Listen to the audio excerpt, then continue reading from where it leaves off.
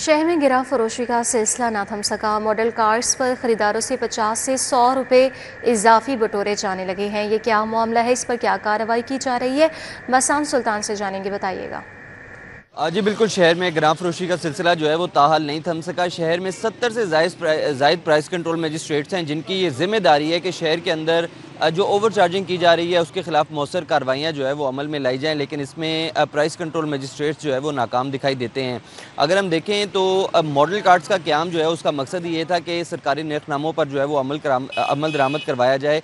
मैं इस वक्त शादमान के इलाके में मौजूद हूँ और इधर मॉडल कार्ड्स पर 50 से 100 रुपये तक जो है वो इजाफी कीमत पर शहरियों को अशिया जो है वो फ़रोख्त की जा रही हैं। अगर हम कीमतों के हवाले से देखें तो जो केले का सरकारी रेट है वो 152 रुपये है। यहाँ पर जो है वो 200 रुपये 220 रुपये तक पर जो है वो फ़रोख्त हो रहा है। इसी तरह अंगूर जो है वो 400 के बजाय 500 रुपये तक पर जो है वो फ़रोख्त हो रहा है। सेब अगर हम देखें तो उसका सरकारी रेट 200 है, लेकिन यहाँ पर 250 और उससे इजाफी कीमत पर फ़रोख्त हो रहा है।